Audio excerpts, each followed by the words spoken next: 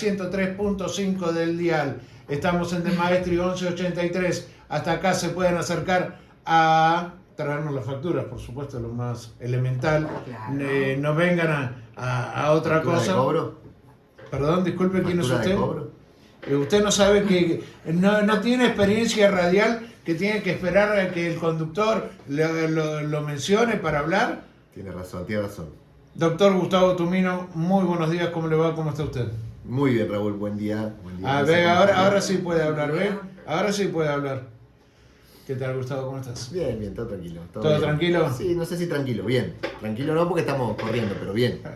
Lo importante es bien, más que tranquilo. Vanessa, Sí, ¿qué te dije yo a vos? que tantas cosas. Te dije, no digas, te lo dije. Ah. No digas eso. ¿Por qué te lo dije? ¿Por ¿Qué qué? te dijo, Raúl? No, yo te dije a vos. Te lo dije. Yo te lo dije a vos. Y vos te hiciste el sota y tiraste la pelota afuera. ¿De qué? ¿De la lista? Exactamente. Sí, me habían dicho varias, no sos el único. Bueno, pero yo te lo dije al aire y públicamente. Está muy bien, está muy bien. No, qué sé yo, era una previsión posible, digamos, y bueno, terminó sucediendo.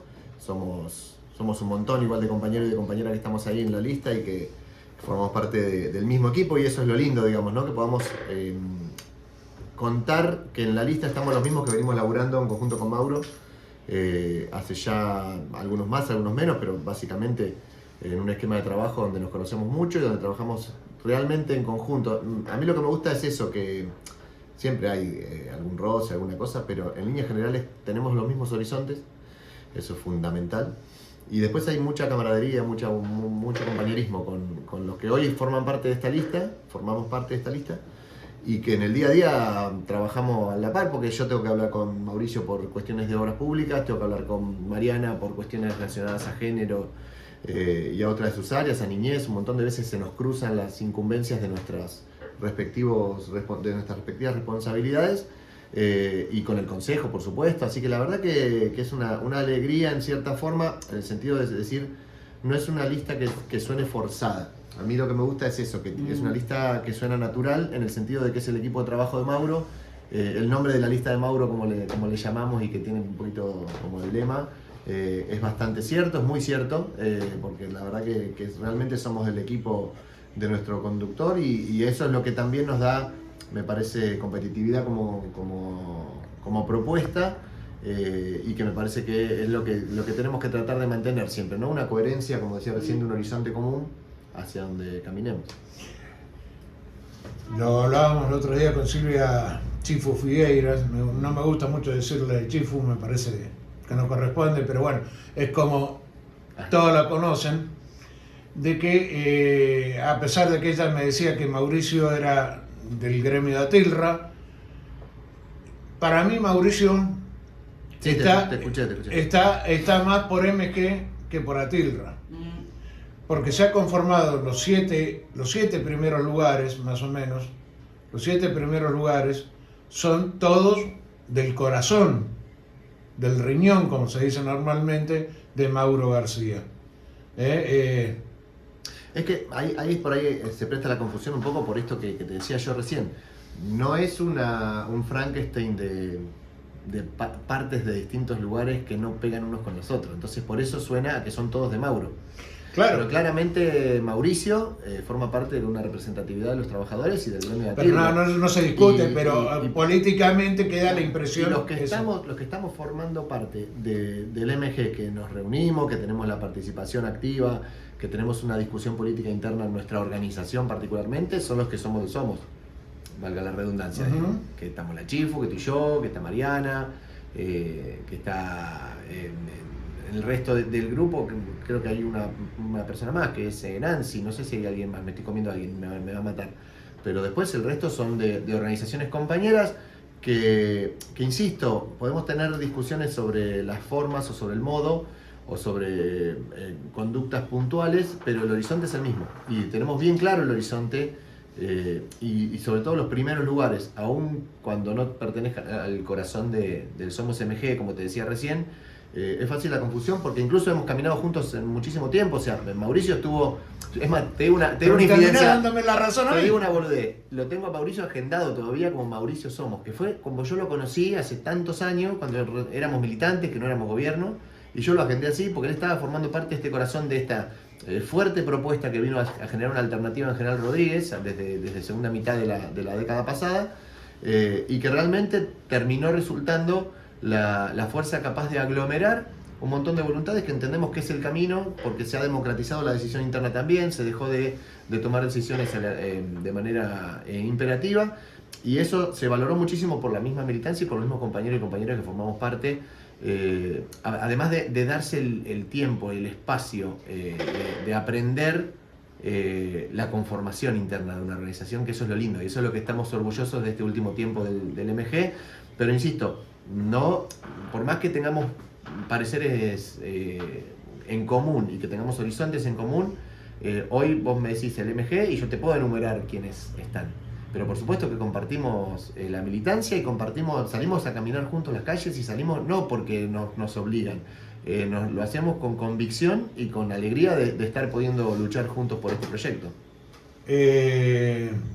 Vos durante el paso del primer mandato del intendente Mauro García, te tocó bailar con la más fea, que es con la salud pública. Salud pública cuestionada, no cuestionada, pero llegó la pandemia. Así es. 99 días. Y hubo que trabajar, hubo que encerrarse, hubo que asistir. Exacto. ¿Qué te dejó la pandemia?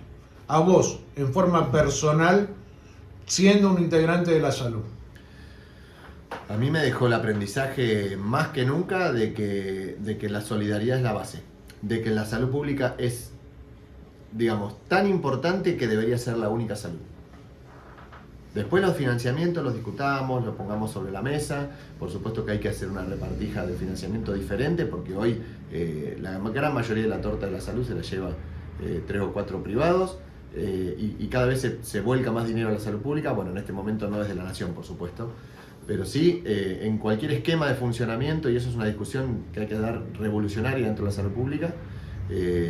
Siempre se termina volcando más recursos para que también se los terminen llevando los dueños de las grandes transnacionales y de los grandes mecanismos. Ahora, en ese momento, como que fue lo que a mí me abrió los ojos, y creo que está bueno compartir y poner sobre la mesa para tratar de mostrarle a la gente que la salud pública fue la diferencia. Fue la diferencia en el sentido de que yo siempre hacía la broma cuando inauguramos el hospitalito renovado con toda la ampliación y demás, y todos me decían, parecía una clínica privada, y yo lo que les decía era, yo sueño con que uno vaya a una clínica y diga, mirá, está re buena, parece un espacio de atención pública. Quiero que se invierta eso, quiero que la salud pública tenga esa calidad y esa hasta hotelería, si se quiere, ¿no? Pero digo porque la salud pública tiene la potencia de tener el poder de decisión en función de las necesidades de la gente y no del negocio. Entonces, ese momento de la pandemia a mí me hizo ver bien claro, si bien yo siempre vengo discutiendo de política, pero es como que me mostró un momento de claridad muy evidente donde se puso la necesidad por encima del beneficio y permitió de esa forma ordenar la salud de una forma que, ya te digo, terminamos teniendo ambulancias de privado llevando pacientes al hospital porque no tenían dónde internarlos, venían de todos lados para internar en los hospitales nuestros porque no había lugar en el privado, no daba la capacidad. Perfecto, muy bien. Me hablaste de la parte política. Sí. Yo te pregunto, ¿desde lo parte personal? ¿Qué te dejó la pandemia? Y a mí me dejó, si querés, un poco de desilusión. Porque en el momento en que la atravesamos, como que creo que muchas personas tomamos la palabra de decir, vamos a salir mejores de esto, vamos a encontrar este espíritu solidario, vamos a darnos cuenta de que realmente la forma es con la ayuda de todos con todos, y como que realmente lo que sucedió a posterior fue un acentuamiento de las peores conductas, una acentuación de todo lo que tiene que ver con el individualismo. A mí me desilusionó desde ese lugar, me dejó miedo en el sentido de miedo de lo que pueda llegar a pasar ante un nuevo episodio de pandemia y de no encontrarnos con la, entre comillas, suerte de estar gobernados por una fuerza que nos permita afrontarla de manera humana, porque lo vimos en otros países, ¿no? Lo vimos también en Brasil, lo vimos en otras experiencias en el mundo en donde se minimizaba, se dejaba de prestar atención y se lo asimilaba con una gripe, que no pasaba nada, y después tenían fosas comunes con cadáveres, cosa que me parecía un horror. Digo, me desilusionó, no la pandemia, sino por supuesto la evolución posterior, que se suma aparte a la desesperación por ver cómo se incrementaron las problemáticas de salud mental, cómo se incrementaron un montón de conductas que realmente, nada, nos comimos la curva de que era muy romántico que íbamos a salir todos mejores de la pandemia y preocupándonos por el otro. Nos comimos la curva como sociedad. Sí, ¿no? Sí. No, te entiendo. Pero bueno, pensás que las cosas que sucedieron fueron las que marcaron un poco esa mala experiencia de la pandemia, la fiesta de Olivos, el mal manejo más de una vez de la vacunación, no, esta vacuna no la compro porque es de acá, porque es de allá. Mira, lo que hubo puntualmente criticable, que uno siempre se para en el marco de la crítica, por supuesto es esta obscenidad del privilegio que tuvo el presidente de la Nación de aquel momento, Alberto Fernández, de hacer una fiesta en el contexto de una obligación para el resto de la población de estar encerrado. Entonces uno puede decir, como persona, es una persona que abusó de su lugar, como persona. No es una decisión política eso, es una decisión personal, que es detestable, ¿sí? Ahora, como decisión política, el tipo no dijo que se jodan todos, que hagan lo que quieran, acá cada uno es libre. El tipo aún en desmedro de su imagen, porque no sé si vos te acordás que la imagen de Alberto, yo hace poquito vi un gráfico de la imagen positiva de Alberto que era del 60 y pico %, apenas y más comenzó la también pandemia, en algún 67 momento. creo que llegó. Sí. Y el tipo, vos ves la curva y es completamente descendente hasta menos del 30 al final de su mandato. Pero digo, es un tipo que realmente la cuarentena, como se la conoció, el confinamiento, el aislamiento social preventivo obligatorio, es una medida que en un principio, si vos lo ponés 5 días, sos el rey de los gobernantes. Ahora, vos lo tenés que extender más allá de eso y empieza a pegar en la economía, empieza a pegar en las libertades, en las necesidades. Yo tengo ganas de salir, los pibes tienen ganas de irse a juntar con sus amigos. Ahora, vos me preguntás a mí, ¿fue una cuarentena excesiva? No tengo forma de decirte que sí, porque en realidad el tiempo que se extendió es lo que nos dio tiempo a poder minimizar la cantidad de contagios y poder generar las condiciones hospitalarias para que no se colapse el sistema. Entonces digo, aún en desmedro de su propia imagen política, tomó la decisión que yo considero que es correcta y que ha cuidado a los argentinos. Lo mismo con las vacunas, en las cuales se salió al mundo a conseguir vacunas y se pudo implementar una campaña de vacunación que fue súper exitosa. Esto gracias también a la población, que aún con mucha campaña en contra, por momentos, de políticos y de medios nacionales, la gente acudía a vacunarse, quería colaborar para salir de la pandemia y así fue. Estamos hablando con el doctor Gustavo Tumino, secretario de Salud en este momento de la Municipalidad de General Rodríguez, candidato a concejal en segundo lugar, y estoy tocando el tema de la pandemia porque yo creo que fue con aciertos y con errores y con aciertos, fue algo que se llevó adelante en General Rodríguez de una forma muy efectiva y muy bien, trabajando con los industriales, trabajando con la sociedad. En ese momento en Radio Vecinal nosotros, cada vez que levantábamos el teléfono teníamos alguien que escuchara del otro lado, aunque en un momento hubo alguien que no me escuchó, pero bueno, eso después se dirá. Entonces quería tocarlo eso, y ahora quiero ir, porque lo considero valioso ese tema. Y ¿va a ser testimonial tu candidatura? ¿Vas a asumir o vas a seguir como secretario de Salud, Gustavo?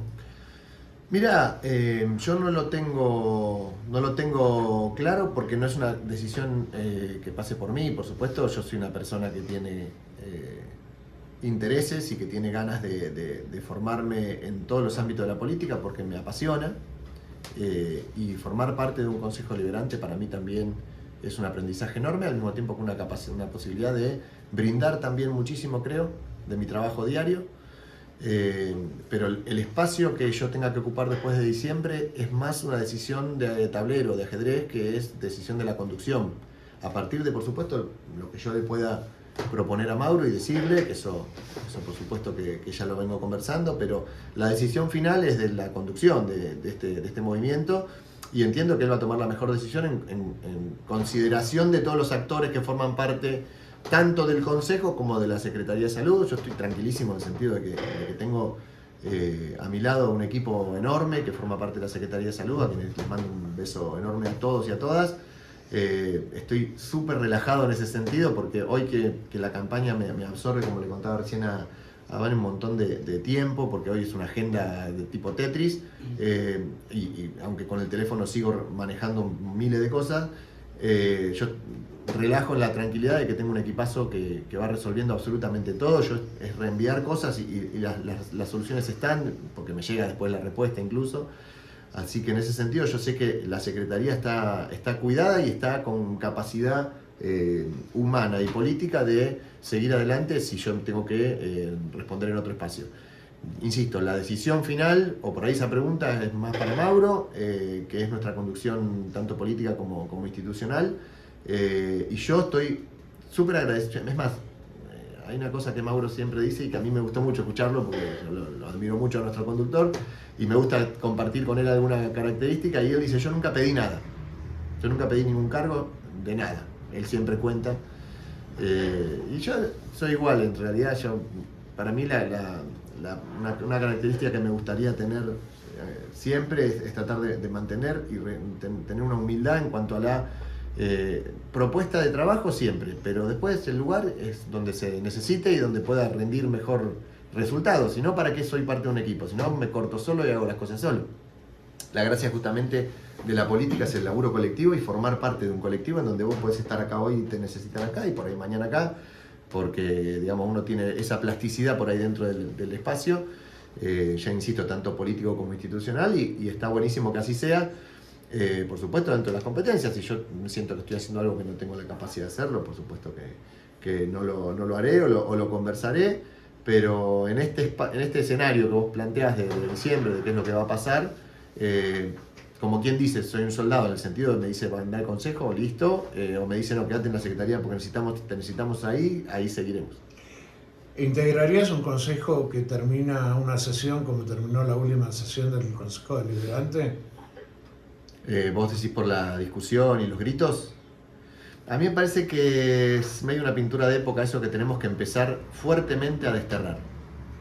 Yo en algún momento leí que la Constitución, las leyes son los momentos, son las discusiones que damos los seres humanos en momentos de paz para no agarrarnos a las trompadas en momentos de desesperación, digamos, ¿no? O sea, y justamente ese momento, por más que sea de discusión intensa, porque uno defiende vehementemente sus intereses, no personales sino colectivos, el de su fuerza, que representa a su población que lo ha elegido, lo tiene que hacer con vehemencia, no con violencia. Son dos palabras parecidas pero distintas, y muy distintas. Tiene que hacerlo con convicción y con firmeza, pero no agrediendo primero, no poniendo como depositario de esa vehemencia a la persona, la famosa falacia ad hominem, de decir: te ataco a vos, ponerle Raúl, en vez de atacar a la idea que vos estás planteando. Me parece que el espacio de discusión que se da en los ámbitos legislativos tiene que ser siempre ese, el de hablar sobre las cosas que tiramos en la mesa, no agarrarnos entre nosotros. Y creo que se está poniendo a propósito la discusión, a veces en términos personales, a veces en términos de agarrarnos a las puteadas, digamos. O sea, lo digo acá a nivel local, pero sobre todo lo que pasa a nivel en la legislatura nacional, en el Congreso, donde estamos viendo cada vez palabras más desubicadas, en un Congreso que termina haciéndose medio carnavalesco, y eso es lo que a mí me da miedo, porque yo considero que la democracia se basa en instituciones, las instituciones se basan en el respeto primero y en la seriedad. Si yo empiezo a hacer un carnaval del Congreso, estamos en el horno. Bueno, por eso yo digo: ¿integrarías un consejo deliberante carnavalesco? No integraría, en el sentido de que voy a hacer todo lo necesario para cambiarlo, si eso se empieza a transformar así. Voy a tomar todas las herramientas que yo considere necesarias para cortar cualquier tipo de situación que lleve a ese tipo de escenario. Te pongo en esta situación. Pero no me iría, eso quiero decir. No, está bien, no. Buscarías activar, Exacto. de frenar toda esa actividad. Exacto. Ha habido un debate importante hace poco, también en esa última sesión casi. Nene rompe, papá paga. ¿Cuál es el pensamiento de Gustavo Tumino en una situación así? La responsabilidad del padre, ¿hasta dónde llega? Y la responsabilidad de un menor, ¿hasta dónde llega? Mira, la responsabilidad del padre es continua. Es continua hasta los 18 años que el niño se hace adulto y se hace mayor de edad, responsable penalmente. Lo que no quita que personas menores de 18 puedan cometer hechos que van desde vandalismo, que puedan ser de alguna manera penalizada a la familia o cometer incluso delitos penales, como ha sucedido y como bueno, hemos tenido hasta una serie. Sí, de asesinatos inclusive. Por eso, como hemos tenido la serie de esta adolescencia que tomó tanta relevancia, lo cual pone de manifiesto lo mismo que pasa con cualquier tipo de cuestión punitiva. Yo, por supuesto, que va un poco en coincidencia con lo que decía antes de que tenemos que pensar las leyes desde la tranquilidad y desde todas las aristas y opciones que se presentan de las situaciones, porque en situaciones de calentura uno dice cualquier cosa. A mí la única persona que me llamó la atención fue el papá de la nena asesinada el año pasado, creo que fue, que salió a decir que tenemos que cuidar a las familias, porque las familias no pueden tener los pibes como los tienen y después pasan estas cosas, dijo el papá de la piba asesinada. Cosa que me llamó mucho la atención porque hay que tener la coherencia interna de no decir voy a salir, lo voy a buscar y lo voy a agujerear a balazos, porque y es lo que haríamos cualquiera de nosotros. O lo que diríamos, me parece. Sí, no sé si lo haríamos, pero creo que lo diríamos si a nuestros hijos les pasara algo así. Lo primero que te surge adentro es salir a buscarlo y hacer cualquier barrabasada. Entonces me llamó la atención ese padre, la entereza de poder plantear lo que realmente el ser humano debe plantear, porque si no esto se transforma en una cosa del lejano oeste, donde lo que no hay no es justicia sino venganza. Y la venganza no es justicia. Tratemos siempre de mantener eso presente, porque lógicamente la fuerza interior que a uno le sale cuando incluso hasta se pone en lugar de esas familias que han sido arrebatado un hijo, la sensación es violenta, es quiero salir a contraponer esa violencia con la que se me ha ejercido con otra violencia mayor o equivalente. Pero en realidad lo que tiene que buscar la justicia justamente es en el plano del hecho sucediendo y sucedido, la resolución desde el lado de la justicia. Y del otro lado, que lo más importante, es generar las condiciones de una sociedad que no fabrique asesinos, que no fabrique violentos, que no fabrique marginales que terminen generando esta cosa que nosotros después queremos salir a martillar en la cabeza. No sé si se entiende. Sí, no, quédate tranquilo que te entiendo perfectamente. Son las dos cosas a la vez. No podemos decir, bueno, no, listo, son todos buenitos porque la sociedad es mala, entonces vamos a dejar que cada uno haga lo que quiera. Eso, por supuesto que no, eso estamos todos de acuerdo y por eso nosotros, digamos, no lo digo yo, esto creo personalmente, creo que todos mis compañeros y compañeras deben pensar lo mismo. Las responsabilidades penales tienen que ser abordadas desde la justicia con todo el peso correspondiente. Con las leyes que hoy tenemos y las leyes que haya que modificar si hace falta también. Ahora, al mismo tiempo, tenemos que trabajar desde una sociedad que no fabrique ese tipo de individuos. Con un presidente a las puteadas, con un presidente señalando al ciudadano, presidente o presidenta, porque ha ocurrido en varios mandatos. Para decirlo de otra forma, con un poder ejecutivo nacional señalando distintos actores de la sociedad, señalándolos mal. ¿No se baja una línea? Claro que sí. Pero por eso hablábamos también de Alberto Fernández recién respecto de que una conducta que ensalza un privilegio o que pone de manifiesto un privilegio es personal, pero el impacto él es presidente. El impacto es político y ha pegado en su imagen política, ¿sí? Pero no en cuanto al impacto directo de sus políticas públicas, no sus políticas, en su imagen política. Ahora, este señor que tenemos hoy, ¿sí? No solamente baja línea porque tomando acciones individuales, siendo presidente, tiene impacto en su imagen y también en cuestiones que tienen que ver con delincuencia, porque tenemos ahí la cuestión de la criptomoneda Libra que se niega terminantemente a ser investigado y está haciendo todas las herramientas que pueda para evitarlo. Digo, él es presidente, toma acciones que son individuales, que impactan a nivel de la gente y además toma políticas públicas que impactan negativamente en la gente. Porque cuando el tipo le veta la ley que el Congreso representativo de todos los argentinos ha votado a favor de levantarle un poquito el sueldo a los jubilados, el tipo va y la veta, la vuela. Entonces digo, acá lo que tenemos es doblemente grave, porque por supuesto el hablar del presidente, el actuar del presidente como persona es una representatividad que me parece a mí, que por supuesto, por encima tenemos un sistema presidencialista nosotros, es una figura muy fuerte la del presidente. Exactamente, por eso te decía recién del Ejecutivo Nacional. Sí. Porque con Cristina vetó el 82% móvil. Sí. Usando el mismo argumento que usa Milei ahora, que es el déficit fiscal. Milei ataca a distintas personas, entre ellos el periodismo, distintos factores de la sociedad. Y Cristina, el Ejecutivo, vuelve a lo mismo. En su momento hicieron el corredor de la vergüenza en Plaza de Mayo, donde la gente iba y le escupía a Magdalena Ruiz Guiñazú, por ejemplo.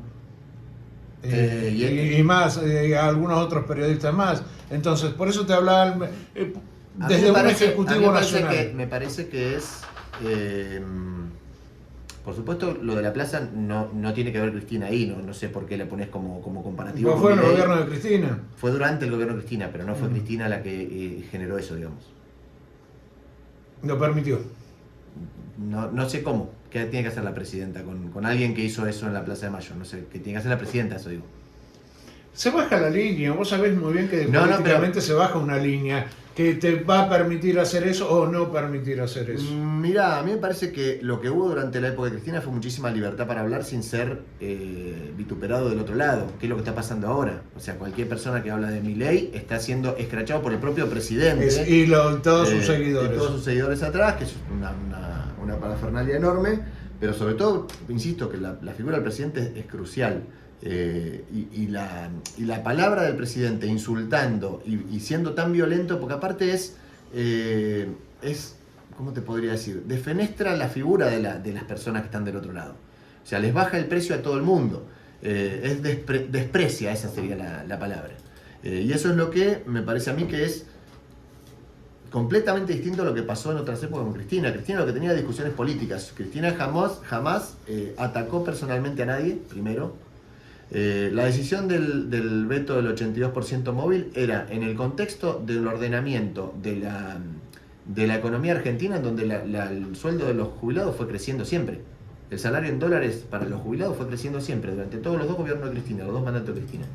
O sea, no era una decisión que venía a salvar, aparte de todos los remedios gratuitos y las otras formas de salario indirecto que los jubilados y jubiladas tenían a partir del PAMI, y pensionados, que tienen que ver con salario indirecto, que hoy también fueron rotos por este gobierno nacional, que tienen que ver con, por ejemplo, la cobertura de los medicamentos gratuitos y la cobertura terrible, hoy el maltrato a la discapacidad, el avasallamiento de derechos. Lo charlamos el otro día y ya lo sabés de memoria, así que digo, me parece a mí, yo para no ponernos en el mismo plano, porque si no por ahí queda, siempre es lo mismo, y yo quiero ir en contra de que siempre es lo mismo o que son todos lo mismo, porque es distinto un gobierno que te toma las medidas para que el medicamento a los jubilados llegue gratis y hace crecer el salario en dólares todos los años, a que venga un gobierno, congele ese bono que ni siquiera llega ahora, no sé, a 80.000 pesos creo que son, y encima 70, y encima vete el aumento miserable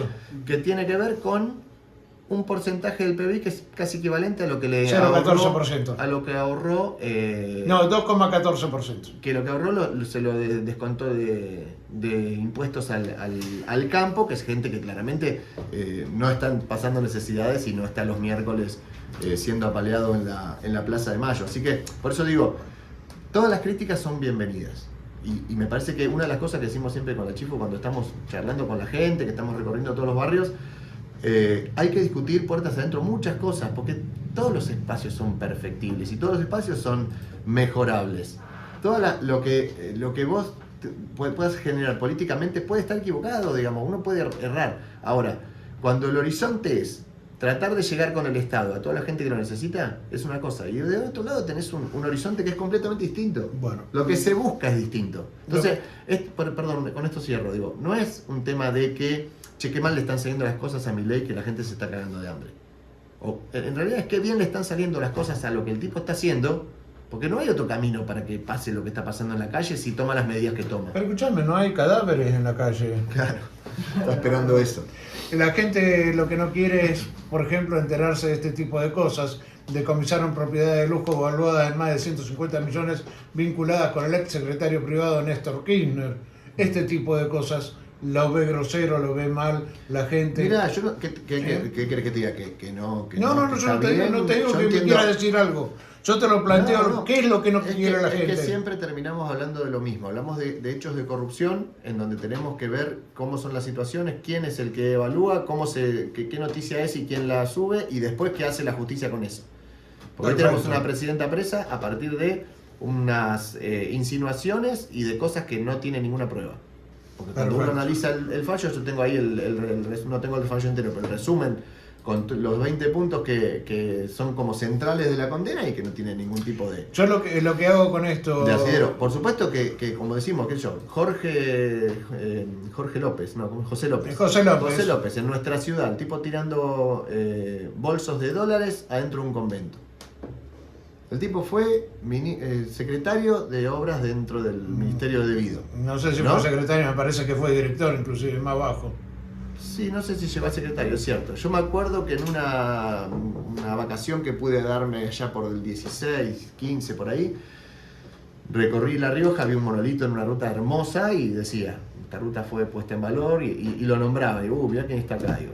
No me acuerdo qué año fue porque ya había pasado lo de López. Pero ¿Sabés? digo, ese tipo, que fue funcionario del gobierno kirchnerista, y evidentemente había tenido alguna... digamos, cuando se estudia, el tipo está sucio como una papa y tiene que ir en cana con 20 cadenas. Él la contraparte privada, que fue la que fue responsable junto con él de que se produzca ese hecho de corrupción. Ahora, cuando rastrean los bolsos de López, ¿dónde terminan los fajos termosellados de dólares de López? ¿De dónde salían? ¿Relacionados con qué estaban? Con Macri creo que estaba relacionado. Con Yexa, que es Macri. Entonces, ahí es donde se frena, y donde se frena sobre todo, ¿sabes qué? El boom mediático. Porque eso también es importante. Porque la gente también después se enoja y dice la chorra, y cuando vos le preguntás, contame cómo vivías vos con la chorra. Contame cómo vivías vos. Y vivía 200% mejor que ahora. Tenía los remedios gratuitos, tenía el acceso a la comida, a las 4 comidas, podía construir en la casa. Y eso vos me decías, bueno, fue viento de cola porque, no sé, hubo crecimiento en la Argentina. No, hubo crecimiento y hubo redistribución. La plata se redistribuyó para la gente. Que es lo que no está pasando ahora, todo lo contrario. Doctor Gustavo Tumino, candidato a concejal por Fuerza Patria en segundo lugar. Puede estar de acuerdo con él o no. Yo lo que hago es leerte lo que me mandan. Vamos a escuchar un audio ahora que nos mandó Carlos, que los manda con todo respeto, por eso lo pongo sin escucharlo. Así que, Carlitos, ¿qué tenés para decirnos? Buen día. Bueno, ahí tenemos algún problemita técnico, no está todavía cargado. ¿Tenemos algún mensaje ahí, Vanessa? No, tengo uno. ¿Están todos dormidos todavía? Bueno, después van a poder ver la nota. Después van a poder ver la nota igualmente porque ya la estamos grabando y la estamos subiendo. Así es. Gustavo, Dime. ¿qué esperás para el 7 de septiembre? Mirá, yo tengo ¿En esperanza. un fuego asallante? Esperanza de que la gente vaya a votar. Es algo muy importante. Yo soy, digamos, muy enamorado de la democracia. Yo viví 3 años de dictadura, así que mucho no puedo contar. Porque lo que puedo contar los he leído, pero no vivido de manera personal. Y son días muy felices para mí los días de ir a votar. Porque a mí me parece que es una cosa tan compleja que tantos millones de personas se pongan de acuerdo en algo y vayamos todos juntos a decir, che, bueno, ¿es por acá o es por allá? Después el pueblo habla. Y la palabra es santa. Por supuesto esperamos un buen resultado, esperamos poder empezar a frenar esta locura que como decimos con la Chifu, siempre estamos tratando de decirle a los vecinos y a las vecinas que no queremos este camino de falta de Estado, que queremos discutir cómo hacer el Estado mejor, más eficaz, que llegue a todos, pero discutiendo el Estado, no rompiéndolo y tirándolo a la basura. Carlitos Brivoli, ahora sí, a ver cómo lo escuchamos.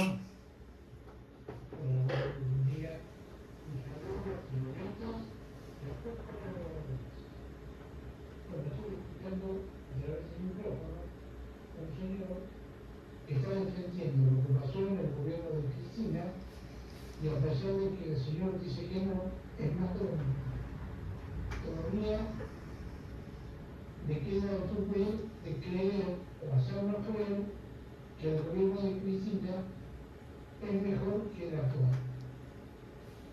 Somos contemporáneos. Carlos Brivoli. Es tu opinión, Carlitos, la escuchó Gustavo, si quiere decir algo, con todo gusto. Si no, bueno, por eso me parece que es algo para charlar profundo, digamos, las diferencias que puede haber, porque los horizontes políticos y los horizontes que persigue cada gobierno son distintos y eso es muy claro, me parece a mí. Lo primero que podemos nombrar es la política con respecto, que me parece a mí que es lo que define a cada gobierno y es lo que diferencia sustancialmente, que es qué hace con las personas más vulnerables, qué hace con las personas con más dificultades. Entonces, y sobre todo, ¿qué hace cuando la gente empieza a quejarse de eso? Porque yo puedo con las quejas tomarlas, ignorarlas, o puedo salir a palear a la gente, ¿sí? El gobierno primero de Cristina fue un gobierno con muchísima libertad, a pesar de que el nombre de libertad está en la fuerza de esta gente. El gobierno de Cristina, de Néstor y de Cristina, fueron gobiernos con muchísima libertad, porque se podía uno protestar, quejarse, no iba a recibirle el peso de la ley por eso, ni la fuerza de los golpes, que es lo que está pasando hoy. Eso es primero.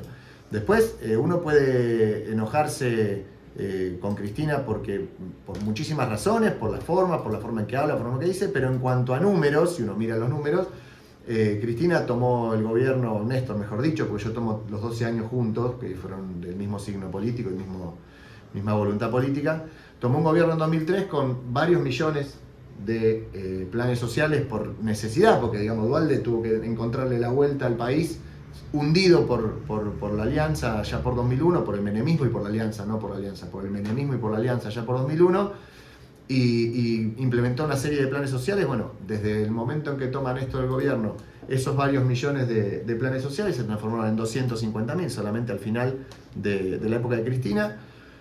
Que eso quiere decir que hubo una transformación de planes sociales en empleo formal, en empleo y en empleo formal, parte de ese empleo en empleo formal, cosa que después con Macri vuelve a subir a 450.000, es decir, cuando uno ve ciertos números, vuelve en el... No, es más, te digo que me parece que fueron más. Incluso más, bueno, yo tengo esos más números, 250, 450, pero digo, el crecimiento de la Argentina durante la época de Cristina, se le decía que tenía un viento de cola de la soja y el crecimiento era tasas chinas, ¿se acuerdan de la famosa frase? Donde había un 8, 9, 10% de crecimiento del PBI. El PBI argentino, cuando comienza Néstor, si mal no recuerdo, eran 200 y pico mil millones de dólares, y termina Cristina con arriba de 600 mil millones de dólares de PBI, con distribución de ese PBI, porque la gente, digo, no lo digo yo, pregúntenlo y pregúntenlo a sus seres queridos, cómo vivían en el 2015, en 2013, 2014, 2015, aún con dificultades, porque nada es Disneylandia, siempre hay dificultades, pero comparar eso y comparar con lo que tenemos ahora, donde el país está destruyendo su economía porque no está generando industria, al contrario, está habiendo despidos. Tuvimos despidos esta semana en Rodríguez, 2 veces en la semana tuvimos despidos. Las fábricas están cerrando, las pymes están cerrando. ¿De qué manera vamos a generar crecimiento? A partir de venta de cereales, digamos. O sea, vamos a volver a ser un país primario, sin desarrollo industrial, sin apoyo al CONICET, sin apoyo a las universidades que generan recurso humano calificado. O sea, es muy evidente, digamos, durante la época de Cristina se crearon cuántas universidades nacionales que hoy están funcionando y brindando a la Argentina y al mundo profesionales y científicos. Es abismal la diferencia, me cuesta que no se entienda que no son lo mismo porque es mucha la diferencia. Gustavo Tumino, candidato a concejal por Fuerza Patria, muchísimas gracias por estos minutos que me has brindado. Muy generoso de tu parte. Gracias, Raúl, gracias a vos, gracias, Fanny. No,